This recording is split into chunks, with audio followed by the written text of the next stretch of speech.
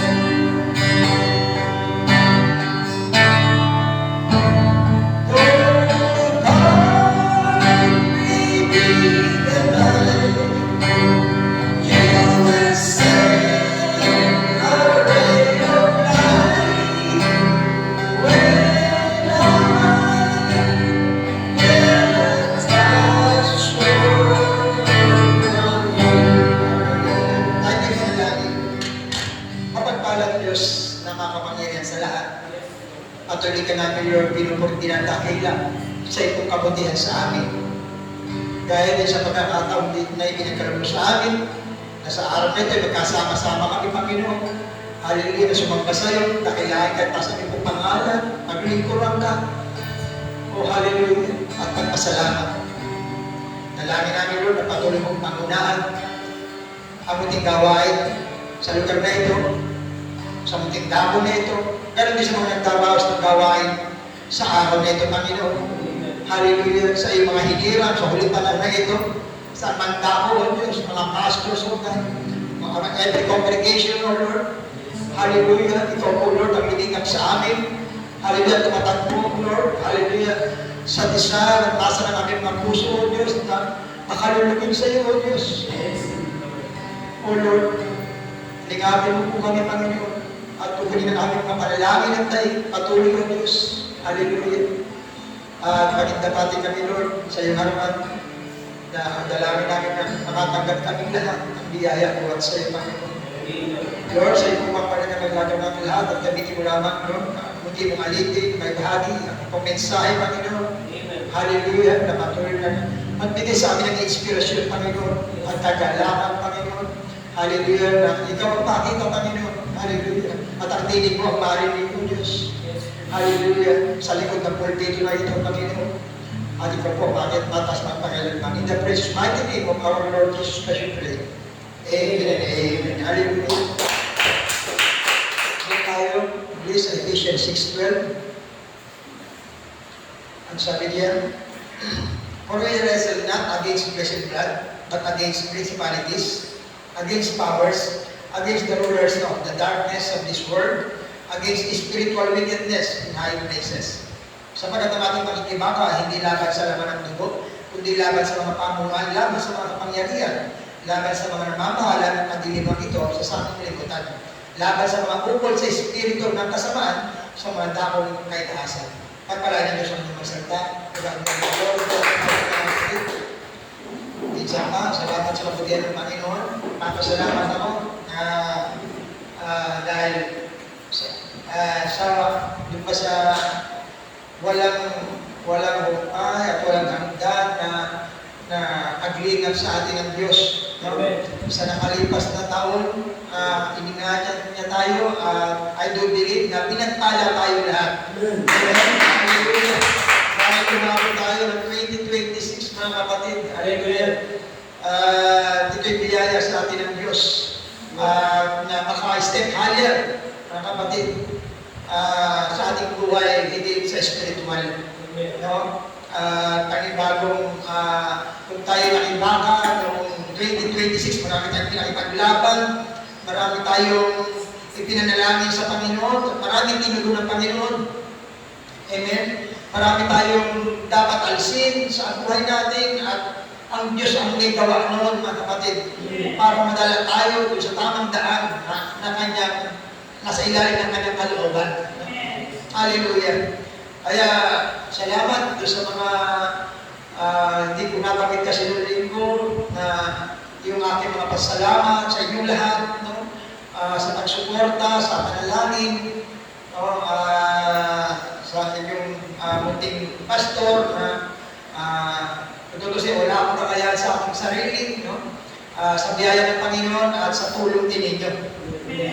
Bilang isang katawan, hallelujah, salamat sa Panginoon.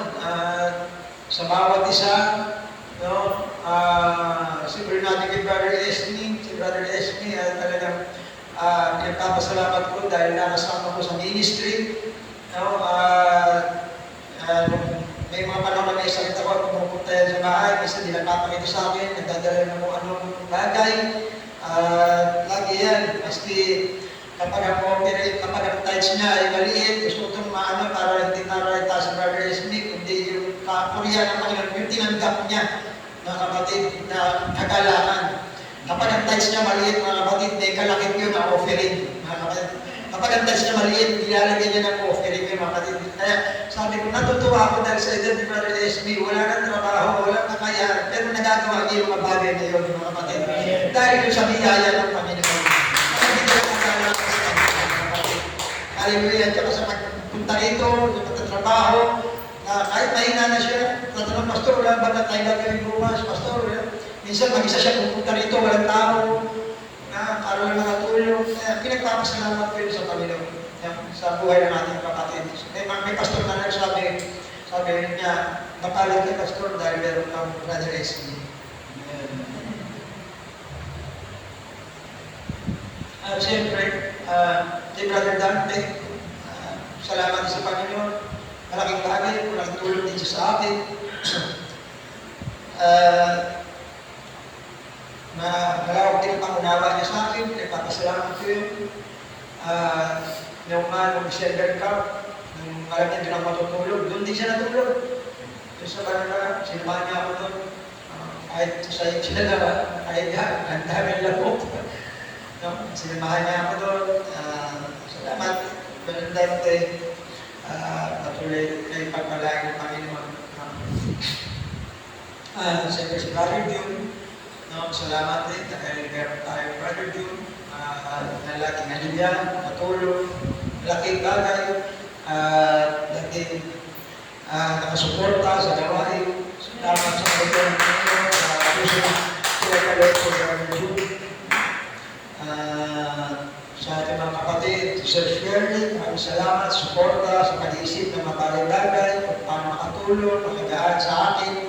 Salamat, kabutihan ng Panginoon. Salamat sa iyo. At din kay Sister Emily. Salamat sa lahat. Nagtatagal, pagtulong lahat ng mga gawa ninyo, ang gustong lalo ng kala. Sister Gladys, ganun din. Napakalaking biyaya din sa iglesia. Suporta ninyo. Kay Brother Diomar, salamat. Nagkaroon ako ng patuwag sa pagpapaawit, sa mga MC, kahit sa mga camp, nagagamit siya. Doon, salamat sa mga ng Panginoon at sa ating mga anak. At siyempre, si Sister Jean na naging malaking bahagi ng ministry na pinag-umpisahan natin doon. Napakalaking bagay nun, mga kapatid. Walang basta-basta na pwede tayo mapunta na lugar na gano'n natin magagamit. Na naging bukas palad siya, gano'n din sa pangunawa ng kanyang mga anak, nila Mark. Nagamit natin yun sa loob ng 7 taon. Salamat sa kabutihan ng Panginoon. Ang Diyos ang nagsulat sa ating doon, mga kapatid. Salamat sa kabutihan ng Panginoon sa ating mga anak, sa ating pag-ibang sa pananampalataya, sa mga tumulong, mga good to the pride. Salamat sa lahat-lahat. Kung isa-isa ito, mapapos na yung oras natin. Pero salamat sa lahat. Hindi at pagpapalat ang tubo ng Panginoon sa panalangin natin lahat. Meron pa namang dating ang linggo, loob ng Panginoon, patuloy tayo magpasalamat sa Panginoon. Amen. Hallelujah. Sa mga musisya, Reverend Marco, sa executive leader, lahat. Salamat sa Panginoon. Dito mga kapatid, sa ating pinagalitan niya ng mensahero na The Fontes, Tagalog ay ang tanggalian. Kailangan talaga may pakikibaka, mga kapatid. Lagi yan natin diyan mawawala ang ating pakikipaglaban. makipagbaka. Kagaya ng faith tsaka doubt. Kailangan ipaglaban natin, makipagbaka yung faith natin laban sa pag-alinlangan, yung doubt. No? Hindi pagsampalataya. No? Kaya sinasabi talaga na meron lang dalawang kapangyarihan. There's only two powers. Kung meron dalawang daan, ano? Meron ding dalawang kapangyarihan. Meron ding dalawang kingdom. No? Kaya ito ay mga kapatid, itong ano ito sabi nga, hindi ito basta tunggalian sa pesenyan. No? Kundi ito tunggalian sa spiritual, mga kapatid.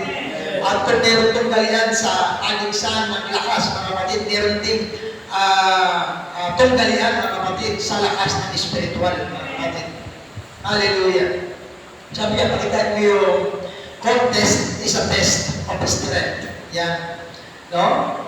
Itong tunggalian, ito, sabi ito'y tunggalian ng lakas. No? Ayan. A contest is a test of strength. No? A test of strength. Kaya mga kapatid, no? Kung merong tunggalian sa laman, physical, meron ding tunggalian sa spiritual. No? At sabi, at tinawag yan na ang spiritual na tunggalian ay tinawag na greatest contest there is. Sabi sa baba, no? Greatest contest there is ay between the church and Satan. Yan. Ito yun mga kapatid. The great strength of Satan, sabi diyan, at ang great strength of God in His church. Kaya, kung merong strength si Satan, merong mas dakilang kapangyarihan o lakas ang ating Panginoon na ibinigay sa kanyang iglesia. Mga kapatid, yan ang kailangan natin ang hawakan at matanggap. Yung kapangyarihan na yun. Hindi pwede kasi mga kapatid na mabubuhay tayo sa mundo, meron itong tunggalian. Sabi dito, hallelujah, maganda yung pinost ng ating kapatid.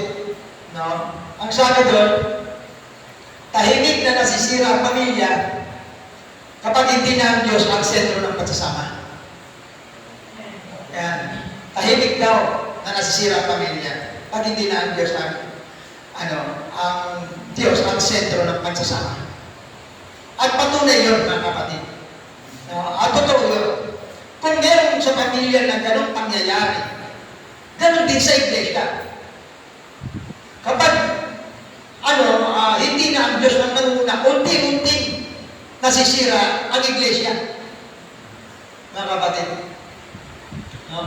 Makikita natin yun na kung sa pamilya, pumapasok ang kaaway, sa tingin ko, mas lalo sa iglesia. Lalo sa iglesia. Kasi, madaling matalo yung dun sa dun sa pamilya, pero sa iglesia, yan ang gustong bakahin ang kaaway. No? Kaya nga, itong pangyayari na to, no? Nasa iglesia, sabi dun sa the greatest battle ever fought. Lahat daw mga kapatid ng differences o hindi pagkakaunawaan, mas ng mabansa din. Alam niyo nangyayari sa Venezuela at sa US. Tinakip ni Trump, yung presidente ng Venezuela. Tama ba Venezuela? Valenzuela kasi nasa isip. Baka nagkamali. Venezuela. No? Kaya, makita natin mga kapatid, ano nangyayari? Dahil sa mga differences, yan, sa mga hindi pagkakaunawaan sa pagitan ng mga bansa, ganun din daw sa natural at ganun din daw sa spiritual. Mga kapatid, sa loob ng iglesia, magkakaroon daw ng hindi pagkakaunawaan sa isa't isa dahil dito sa dalawang kapangyarihan. Yan. Doon sa two powers. Kung nasa pamilya, nasa iglesia din. Mga kapatid, kapatid, itong two powers na to, lahat daw ng ginagawa ng tao sa mga bagay-bagay, ito daw ay napupunta lahat doon sa ang dulo nito dahil sa pamagitan ng dalawang kapangyarihan. No? And those powers, ano sa mga baba dyan, ay di pala dyan, ano yan eh, no? Na-contest yan, no? Sabi nila, those powers is God's power and Satan's power. Yan. Yan lang babagsak yan. Yung dalawang kapangyarihan na meron sa loob ng iglesia, in general ito, no? Sa church. Sabi niya doon, ay meron dalawang power. Sabi, God's power and Satan's power. Ang dalaw daw, everything comes alone. Lahat daw magkasama ito doon. Comes alone. Those powers, sabi niya doon, everything that comes alone, at kung ano daw dumarating, it's either controlled by God's power or Satan's power. Doon pala sa Garden of Eden, nakita niyo yung God's power at saka Satan's power. Kay Cain at saka kay Abel, nakikita na natin doon yung kapangyarihan kay Abel at kapangyarihan kay Cain. Mga kapatid. Sabi niya doon, yung control down by God's power or Satan's power. Kaya nga, ang pagkakaiba, ang kapangyarihan daw ni Satan, pero kapangyarihan ito. Kaya lang ito doon ay kabaliktaran na kapangyarihan ng Diyos. Kung anong meron ng Diyos na katotohanan, sa kanya yung kabaliktunaan. Ano ba yun? Malalim ng kasinungalingan ay kabaliktunaan. Ganun. No? Kaya itong lahat ng kapangyarihan na perverted ay kay Satan. Ang original sa Diyos. Yeah? Ang manufactured ay sa kaaway. Genuine at saka, diba? Faith. Yan. Yung paglilingkod ng mga tunay na Kristiyano, genuine. Yung paglilingkod ng hindi tunay na Kristiyano, faith. Kaya kung meron totoo, merong impersonator. Yan. Kaya kung meron totoo, meron talagang mali. Kung may tama, may mali. Kung meron totoo, meron huwad. Ayun. Yung huwad sa Tagalog. Dahil ganun ang ni Satan, pero religyoso. No? Kaya dyan, mga kapatid, sabi dyan, ang kapangyarihan daw ng kaaway ay hindi daw totoong power. Hindi daw, sabi dyan, ay it isn't no real power. Pero kung titignan natin, sabi gano'n, na hindi yung tunay na kapangyarihan, itong hindi tunay na kapangyarihan ito, maraming tao ang nalilin lang. Kahit hindi siya tunay na kapangyarihan, maraming tao ang nadadaya ngayon. Nakita niyo na yung pandadaya sa mga, minsan sa kalsada eh. Diba? Minsan na mayroon ng kekes, nagdadama, na mayroon pustayon. Eh, mapalilin lang. Eh, bibili ka nga lang ng mga bagay eh. Akala mo, original yung pala, fake. Diyan makikita natin mga kapatid, maraming tao na nalilang sa spiritual ng kapangyarihan ng kaaway. Kagaya lang yung to be intellectual. Yan. Yung pagiging intellectual, akala nila, yung pagiging intellectual ay kapangyarihan. Hindi nila alam na karunungan ng tao ay kapangyarihan sa Diyos. Kabaliktaran na mga kapatid. Dahil nga sabi, huwag niyong dadalawin ang puno ng pagkaalam sa masama at mabuti. Real knowledge of good and evil. Kaya, ang tao, sa nanggagaling yung mataas na intellectual na kay Cain. Mga kapatid. Kay Satan. Mga kapatid. Sabi dyan, mga kapatid, no? daw ito real na power. Yung pagiging mayaman. Akala ng iba, na pag mayaman ng isang iglesia, ano na katotohanan? Pero hindi. Dahil ang Panginoon, tumpayan sa kapanganakan niya, hindi siya tinatinakbo sa naglalaki ang iglesia. At nung nangangaral ang Panginoon, hindi rin siya nangangaral doon sa malalaking iglesia.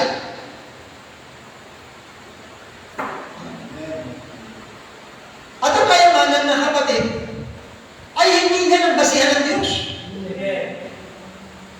Sabi nga sa pinatang mayaman, ipagbili mo yung mga riyan-riyan. Eto ni Rich, ay hindi yan isang kapangyarihan, pero sa natural, ng mga tao, sabi nga nila para bang money is power. Narinig niyo na yan? Money is power. Kaya kung sino may pera, sila yung makapangyarihan. Nasa sino maraming pera ngayon? Sa Kongreso. Maraming pera. Bilyon. Hindi lang yung 1 bilyon. Tayo ba? Hirap magkaroon ng 1 bilyon eh. Sila sinusundan lang nila. Akala nila kapangyarihan, pero anong ginagawa sa kanila? Sabi, money is the root. Diba? The love of the money is the root of all evil. Kaya, to be rich ba? Kapangyarihan, pero tingnan mo ang iglesia ngayon. Doon sila tumitingin sa mga malalaki, mga kumikinang, na mga sintahan. Pero kapag simple lang yung sintahan, hindi mo sila basta mayayaya. Bakit? Dahil nadadaya sila.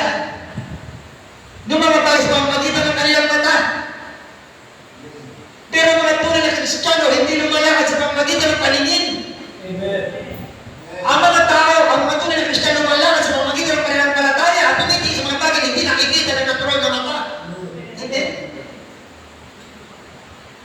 Oh, hallelujah. Kahit ang mga pagsuko, yung selfishness.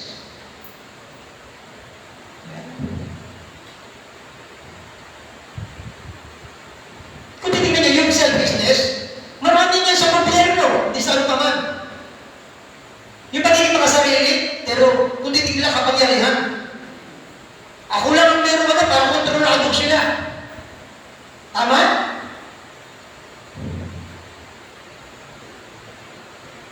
Sa tao, kapangyarihan yun.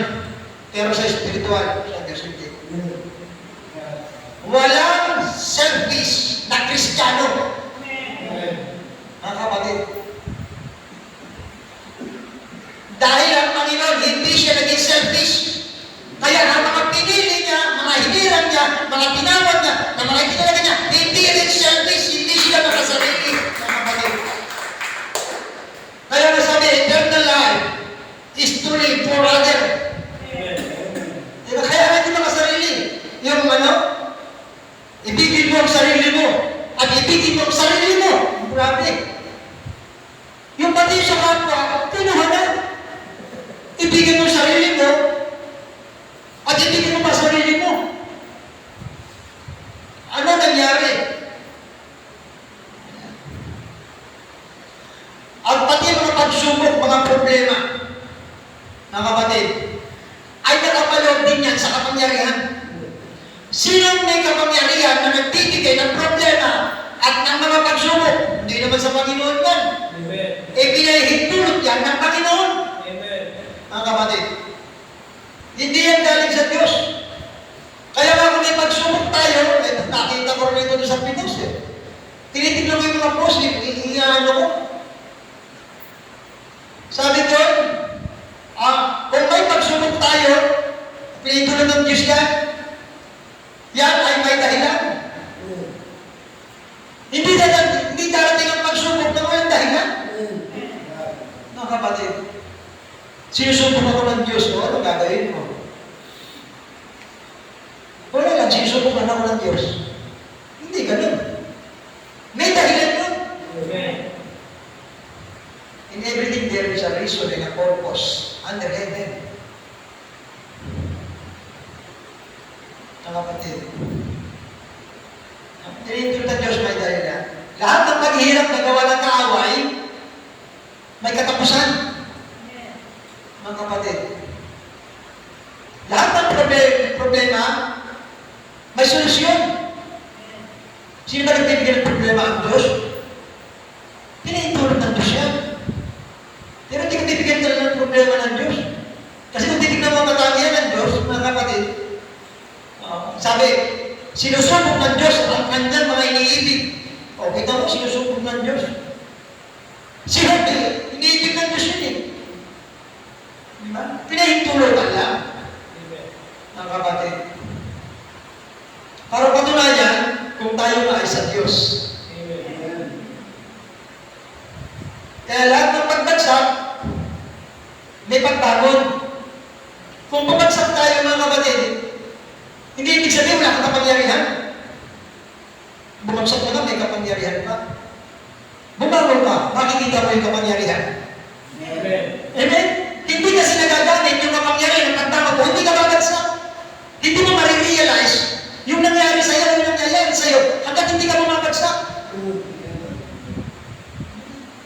Ang kaaway na, minsan, paalamin ka, kasi babagsak ko din.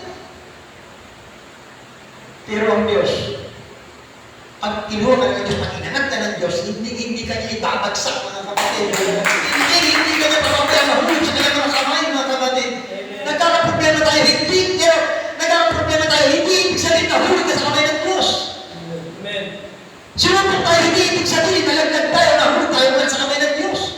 Nagkasakit tayo, hindi ibig sabihin, na nahulog tayo sa kamay ng Diyos. Mga kapatid. Kaya nga, lahat ng pagbagsak may pagbangon dahil hindi ba kaya, mga kapatid? Ang Diyos na manatili tayo sa ganung kalagayan. Walang hindi malalampasan kung ang Diyos ang ating sandigan, mga kapatid. Di ba natin sa ating mga bagay-bagay? Kung minsan pinangihinaan tayo ng Lord, pero kung nakasandig ka sa Panginoon, hindi ka panghihinaan, mga kapatid. Amen? Dahil lahat ng imposible na hindi kayang gawin ng tao ay kayang gawin ng Diyos. Amen? Dahil walang imposible sa Diyos. Lahat ay imposible sa Diyos, mga kapatid. Kung minsan meron pa tayong napakalaking problema na parang wala ang solusyon. Pero kung masandigan mo ay ang Diyos, at sandigan natin ay ang Diyos, mga kapatid. Ipakikita sa atin ng Diyos, mga kapatid. Napakalim na bagay lang yan, mga kapatid. Hallelujah! Na para solusyonan ng Diyos. Lahat na isipin natin, ano ang imposible sa Diyos? Wala, mga kapatid. Meron ba bang imposible ito sa patay na nabuhay? 3 araw na nabubulok na nabuhay?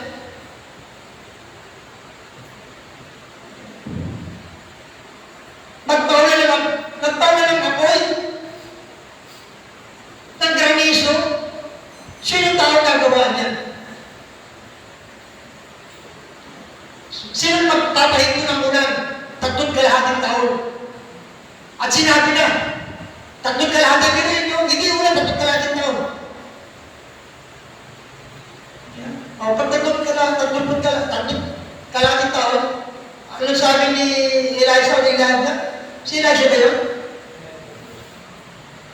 Inutusan niya si Gehazi yata inutusan niya. Tingnan mo kung meron ng ulag doon. Tama? Elijah. Si Elijah yun kasi si Gehazi inutusan niya. Tingnan mo. Sabi niya, wala. Meron ako lang ito, maganyan lang. O pumunta ka lang kay Ahab, sabi mo, maganda lang siya, at umulan na. Di mo ganun ba lang nakikita? Diruin mo. Eksakto pa lang 30 days. Diba? Magkakahatag na tayo. Amen! Praise the Lord! Hallelujah! Diba? Yun pa lang, yung bulog-bulog, yun pa lang ang nakikita. Wala pa dumarating. Salamat sa Panginoon. Amen! Amen! Oh, hallelujah! Kaya nga, no? Ang Diyos ang ating sandigan. Lahat yan malalampasan natin, mga kapatid. Pero lahat ay kontrolado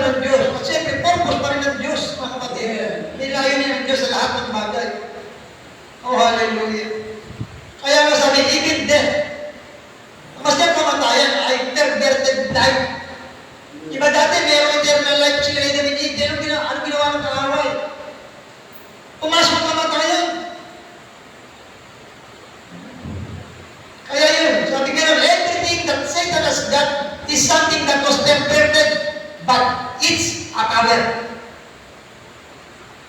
Ang daw ginawa ng kaaway. Mga binaligtad. Kaya malalaman natin, kapag ang salita ng Diyos ay binabaliktad, alam natin kung sinong may gawa nun. Mga kapatid. Kapag sinabi ng Diyos na ganito, tapos meron, hindi ganyan, hindi ganon, hindi yan, ganyan. Alam na natin kung sino yun.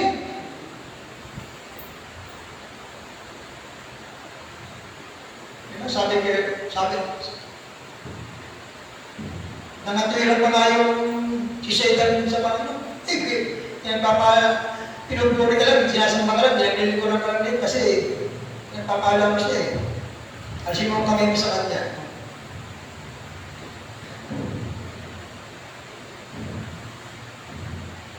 Perverted. But it's a power. And we are today, sabi ngayon, tayo nandito. One or the other power is going to control us. Lahat. Bawat tao naglalakad sa labas, man naroon. Meron dalawang espiritu.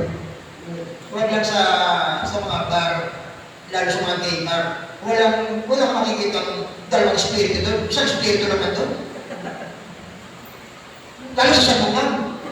O mga gano'n. Siyempre, isang espiritu lang yan. Alam natin yan. Alam naman ang espiritu ng Diyos doon. At maraming lugar din. Hindi makikita, pero maraming lugar na mayroong dalawang espiritu. Mga kapatid. Sabi niya, meron kumukontrol na dalawa. Kaya anong dapat gawin? So let us cast out the evil one. Kasi pag kinasal ng evil one, umalis ka dyan, wala ka pangyarihan sa akin. Diba?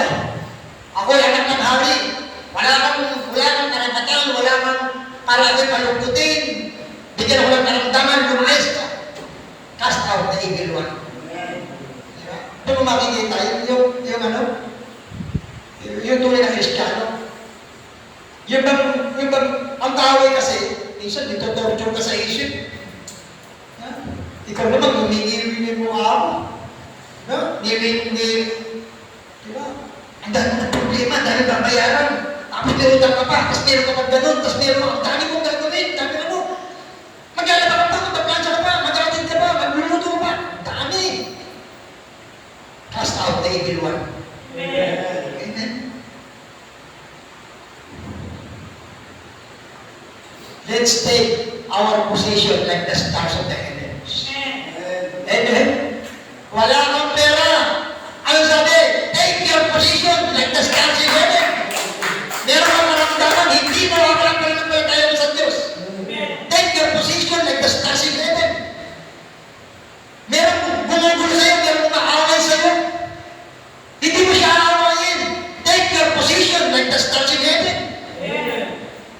Ano man ang nakasalamuha mo, ano man ang mangyari o ano man ang sitwasyon, take your position like the stars in heaven. Amen.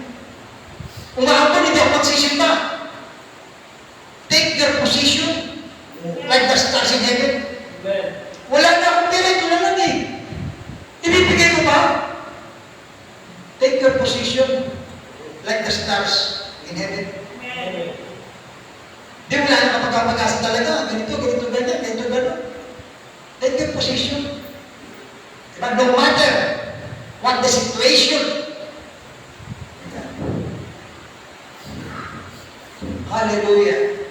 Let us take our position like the stars of the heaven. Diba? Serving the purpose. Kita niyo yung halaman, sabi tinagalan ng bato. May buhay yun eh.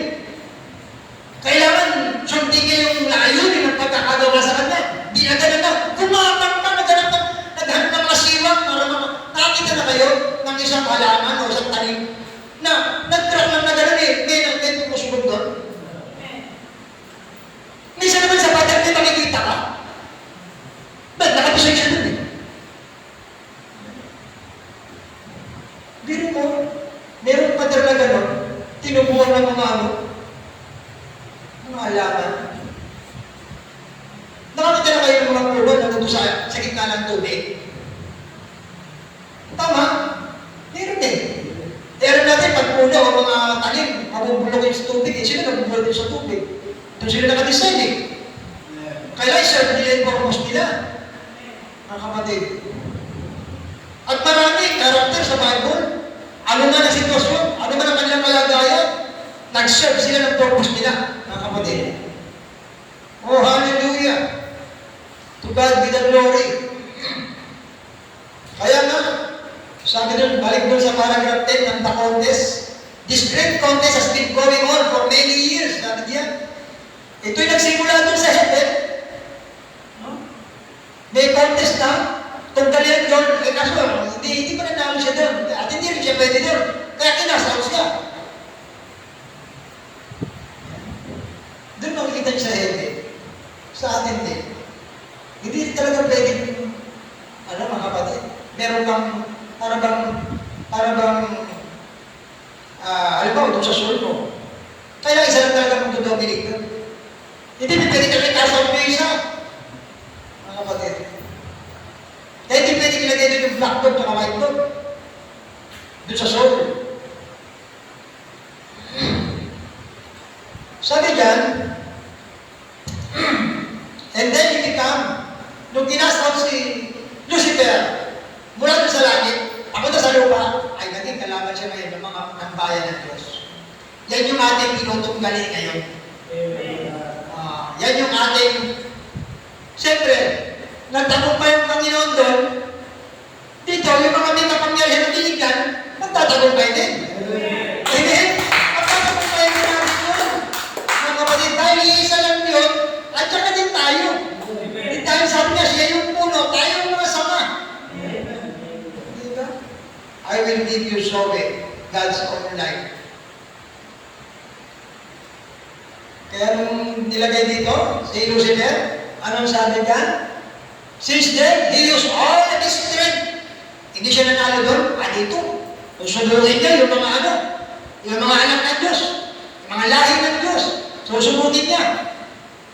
At ang gagawin niya? He used all of his strength. Lahat na nakapangyarihan na dadagitin na niya. Paano kung lelempot-lempot ka? Paano kung anitig ka? Yung bang, di ba pag anitig, namumutla ka, tapos walang lakas, di ka makabangon, paano ka lalaban doon? Di ba, kapag may sakit ka sa physical, di ba, ang hirap? Ganun din sa spiritual, mga kapatid. Sa natural, pag may karamdaman ka, hindi ka makabangon, hilong-hilo ka. Sa spiritual, kung anong bawang ganun. Di ba? Gawain. Yung spirito mo hilong-hilo. Paano makakabangon?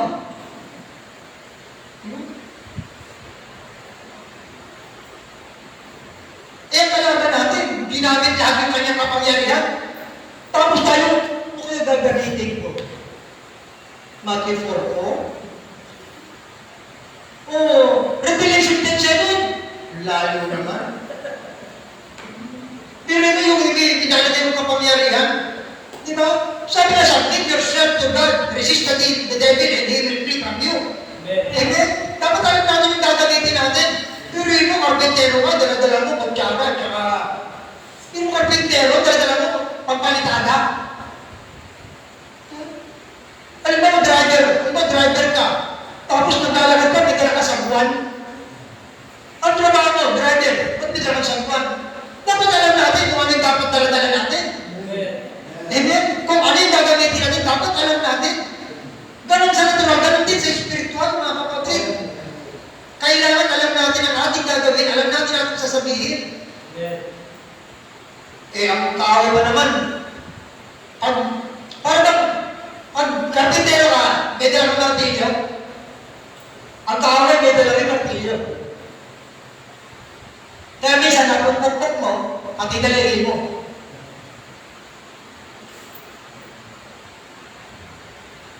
Kasi ang sabi, iisipin, pinag-aaralan ng kaaway. Lahat ng strategy, kung paano kanya dadayain. Kung paano kanya mahihikayat, mga kapatid. Sabi dyan, He used all his strength and his strategy to try to push God's people across the line. Gagawin niya lang yun. Biro mo, nag-pray ka naman eh. Natisod ka pa. Natalisod, hindi natisod. Natalisod. Yung natalisod ba? Nag-pray naman ako, ako itong natalisod. Sinisiko ka. Parang nag-doubt ka pa sa panalangin mo. Parang pagsisiko ka si Lord, ito na, nagdasal naman ako ah. Hindi, may dahilan yun. Amen. May purpose yun. Mali mo, may lumilipad na, ano sa ulo, kaya ka nadapa, dahil may lumilipad na bato. Kung hindi ka nadapa, di sa punta rito. Minsan, di ba, may nangyayari din, minsan, bakit hindi ako nangyari na yung hindi siya nakasakay sa bus, tapos yung bus na aksidente. Yung mga ganun, hindi ka nakasakay sa aeroplano, tapos, ano naman, dami-dami tao, no? Hindi, meron naman nangyayari, di ba? May mga dahilan, mga kapatid. At ang kaaway kasi, talagang wala yung gagawin, kundi pabagsakin ang mga hirap ng Diyos. Para pabagsakin ka, para makuha ka niya, ang gagawin mo, mag-alinlangan ka sa salita ng Diyos. Para mahatak niya ng kaaway, kailangan huwag mo paniwalaan yung pangako ng Diyos. At gano'n ang ginagawa ng kaaway. Pinipig niya tayo na para mag-alinlangan sa salita ng Diyos. Mga kapatid. Kasi nga, meron siyang perverted power. Yun ang gagawin niya. Hihilahin niya tayo at tao, lahat ng strategy gagawin niya para mahatag. At marami siyang instrumento. Paaralan, trabaho, tao. Gagamitin niya yan.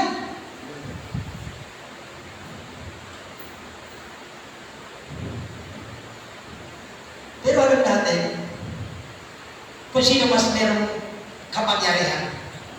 Sino merong mas higit na kapangyarihan, alam natin. Halimbawa, merong dalawang naglalaban na team. Tapos, para manalo ka, example lang ito para makasigurado kang manalo ka rin, doon ka sa malakas na team. Gusto mong manalo eh. Siyempre, kung gusto mong matalo, doon ka sa mahinang team. Pero kung gusto mong manalo, doon ka sa malakas na team. Tama?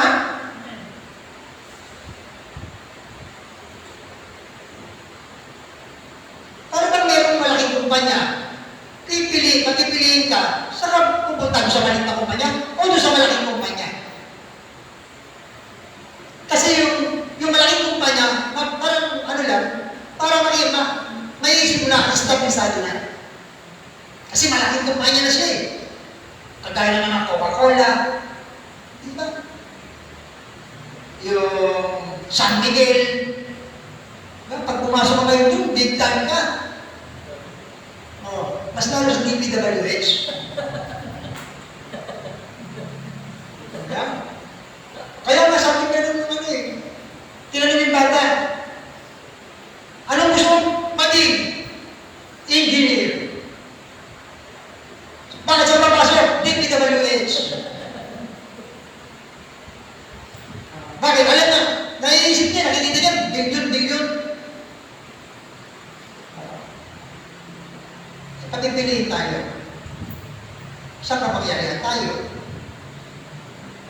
Dito ba sa 70 years old? Maximum 90 years old? O doon sa patikim na 1,000 millennial reign? At doon sa eternal na bagay, eternal na lugar na kasama ang ating Panginoon? Amen? Hindi mas pipiliin natin yun. Oh, hallelujah! Alam natin kung sino mas meron kapangyarihan. Kasi mga sa ating ganun, makamit mo ang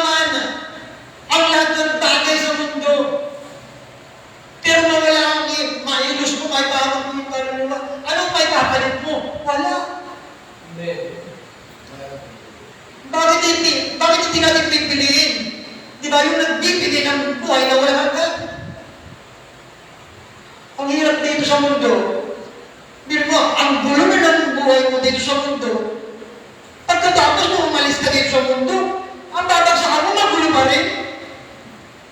Ang hirap naman nun. Biro mo, lutang ka na sa ang init, lugar, ganito, ganyan, tapos pupunta mo, mas mainit pa.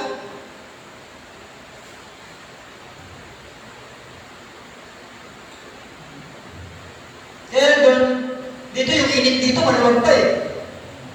Pero doon, siksikan malamang mas sa dati.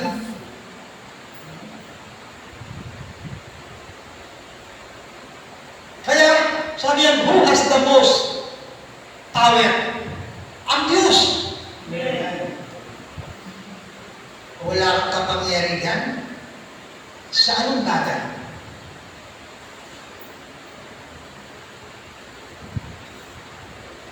Sa ating sarili. Bakit hindi mo talo-talo yung sarili ko? Who has the most power? God does. Dapat sa Panginoon. At kung ano pa ang bagay na hindi natin mapagtagumpayan, sino ba mayroong masigit na kapangyarihan? Ang Diyos.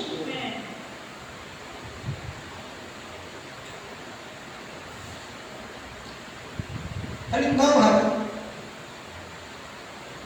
sabi nila, merong tao na gawa sa'yo ng mali.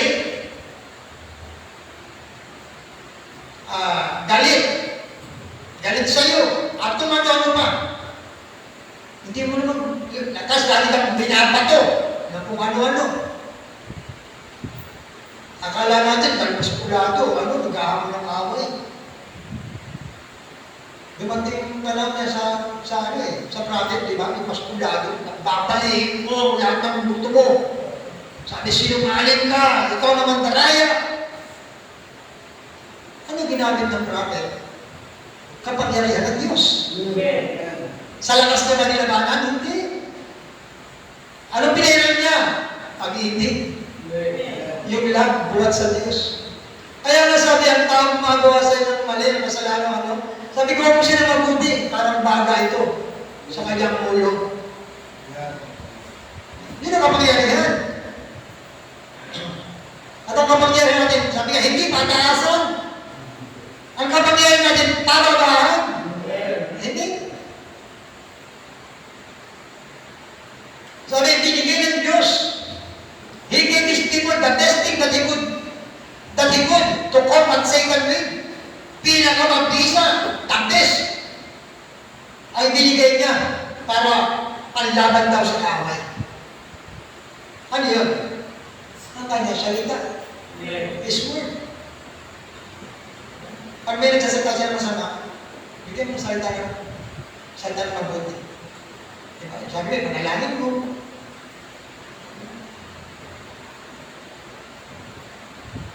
Kaya, sabi niya, now, because the Word is God, and who is stronger than God, so the Word is God, and the Word becomes our strength.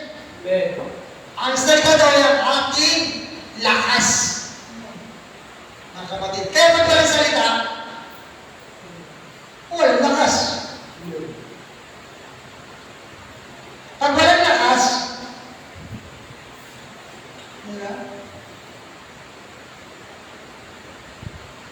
walang lakas. Ano pa nalaman mo walang lakas? Hindi naman may mga kailangan mas wala kang lakas.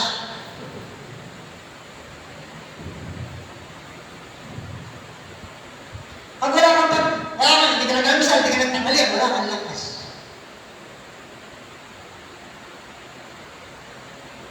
Sa spiritual, hindi ka nagbabasa, hindi ka nagsisimba. Ano lakas mo sa spiritual? Kaya yung kumakain ng spiritual, pag sinabihin yung hindi kumakain, walang lakas sa spiritual yun. Pero sa natural, ang lakas dun. Minsan magmumura pa yun, mas malaki na boses sa'yo. Iba-iba yung kapangyarihan eh. Iba yung kapangyarihan natin. Oh, hallelujah. The Word becomes our strength. Kaya nga, man shall not live by bread alone. Yeah? God in the church becomes its strength.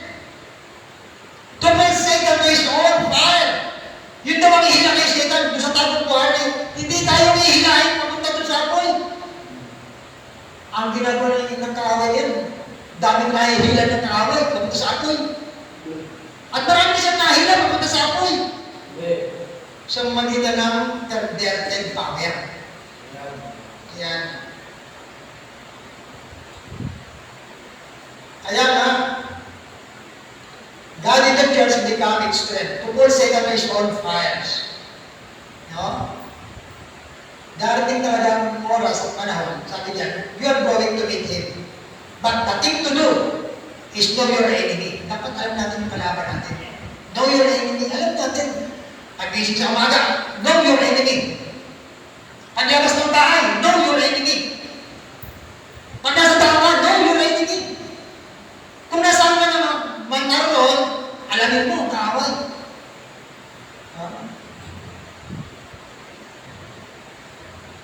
Kaya nga, mga kapatid, sabi nga hindi pwedeng tayo, alam mo, napakabagsak tayo. Mag-train daw tayo para naman siya makabagsak natin. Ang kaaway. We have to train. Sabi to knock down the enemy. Lagi kitong galian, mga kapatid. Kaya kailangan natin magpalakas. Mag-training.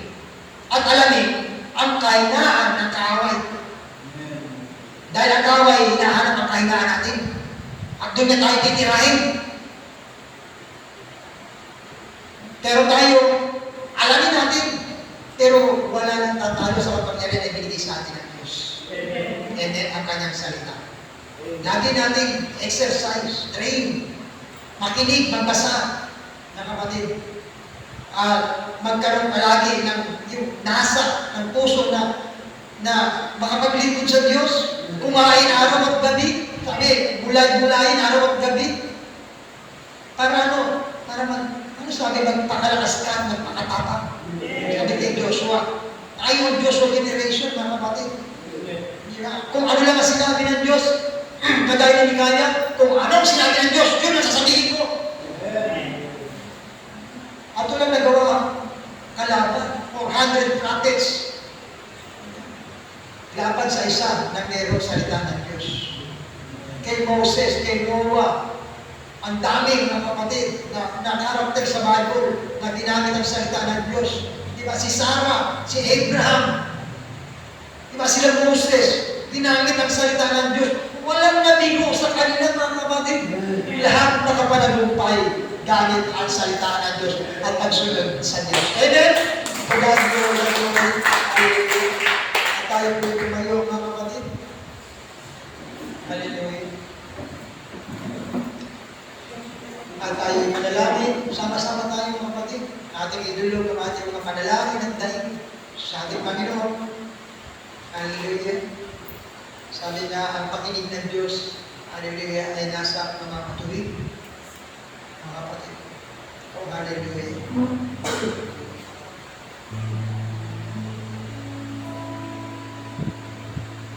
Ang Diyos ay may nag-uumabaw ng pag-ibig.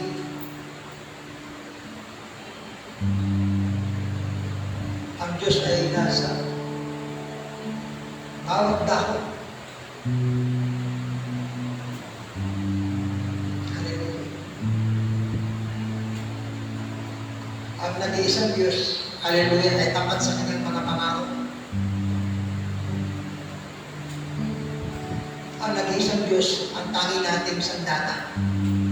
Ang nag-iisang Diyos, ang ating panlaban sa bawat oras at bawat araw ng ating buhay dito sa lupa. Siya lang ang ating sandigan, our refuge, the mighty tower. Hallelujah. Tayo ko'y manalangin. Aming Amang Banal na nasa langit. Patuloy ka namin, Lord, yung pinupuri dinadakila at pinasasalamatan sa lahat ng Diyos na pinagkaloob mo sa amin. Ano man ito, O Diyos, hindi man maabot ng aming isipan, bakit ganito, bakit ganun. Subalit, all things work together for good to them that love God. At ano man ito, O Diyos, hallelujah, alam mo kung ano makamubuti sa amin. Alam mo, O Diyos, kung kami nahihirapan, kung kami nabibigatan, kung kami nalulumbay, kung kami pagod na, alam mo, Lord, ang aming kapasidad. Alam mo, O Diyos, ang aming kakayahan.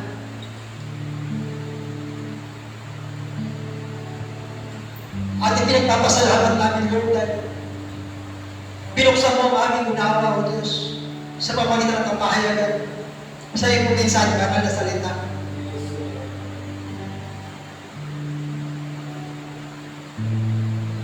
Na ang mga bagay, O Diyos, hallelujah, na nangyayari sa aming buhay ay para mas palakasin kami, mas maging matatag,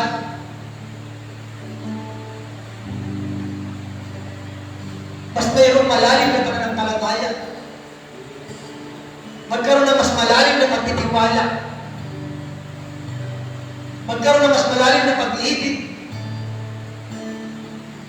na hindi basta pag-ibig ng tao, kundi lumalagpas ang pag-ibig mo, O Diyos, na hindi masayo, na hindi maaroon ng sino man ang pag-ibig mo. O Lord God, patuloy po kami dumadalangin sa iyo. Patuloy, gaya ng isang anak na laging lumalapit sa kanyang magulang, na nagsasabi kung anong kailangan. Kami lumalapit po sa iyo, Diyos. Marami kami pangangailangan, O Diyos. Bukas ang aming puso sa iyo, O Diyos. Hayag sa iyo, Panginoon, laman ang aming mga puso. Subalit ano man ang aming mga pangangailangan, O Diyos, ay kontrolado mo, O Diyos, ang lahat. Kung ano ang makabubuti sa amin, sapat na sa amin yun, O Diyos.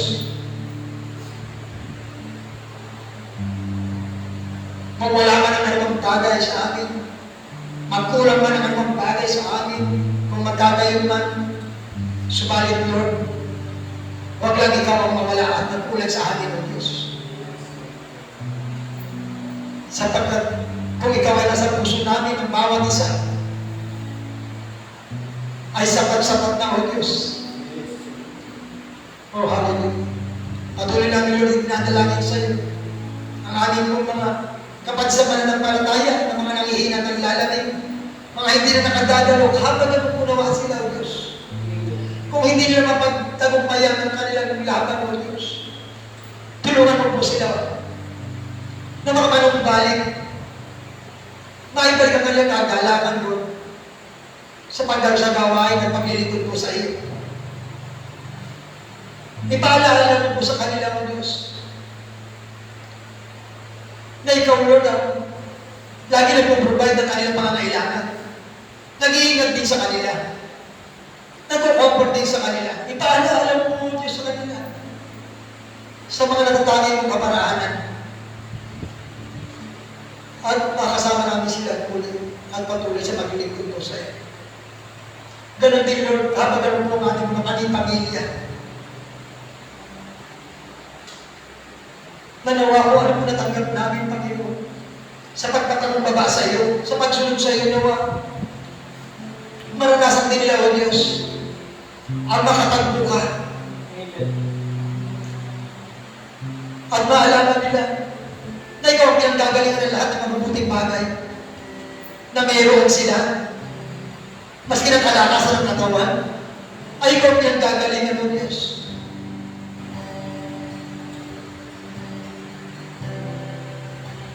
Na dumating ang tayo makasama namin sila sa paglingkod po sa iyo. Maski ang mga mabubuti sa iyong nobya, itinatas ko rin po sila sa iyo. Bawat kapatiran, narito sa Manalo, sa mga nanonood sa live streaming mo, God, yakapin kaming lahat, Lord, na itong mga mangyarihang kamay. Sa bawat sandali ng aming buhay dito sa lupa. Sa bawat oras at bawat araw, ay pinatagpili namin sa iyo ang bawat isa sa kurang pong mga pamilya.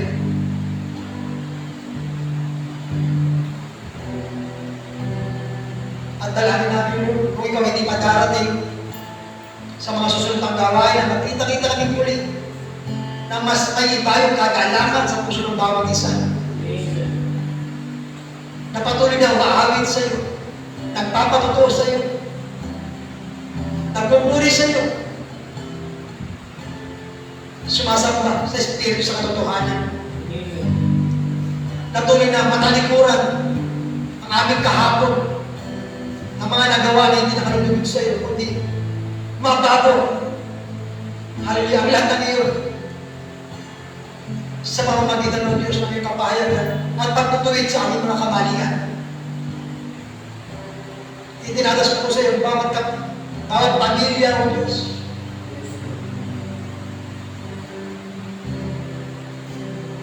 Magkaroon nawa, Lord, ng nasa sa puso nila.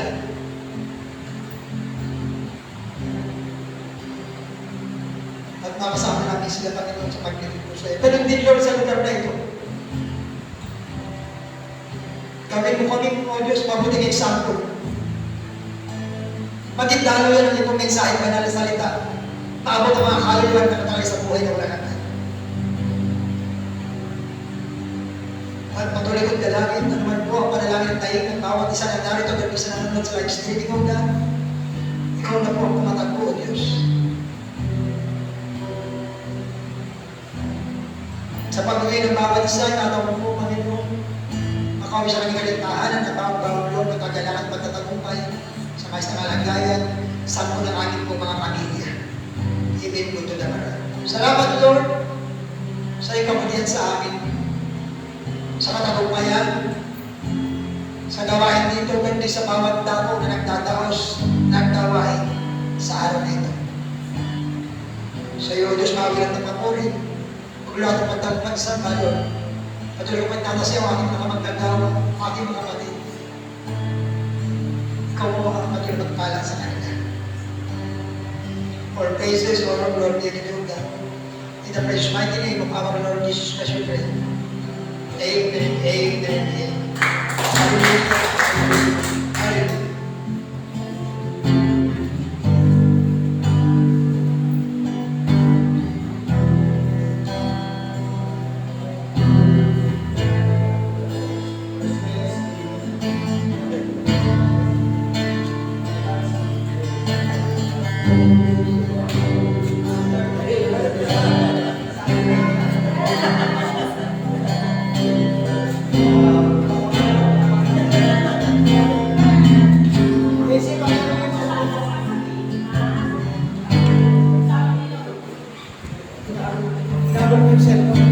Ay, nakaon pa.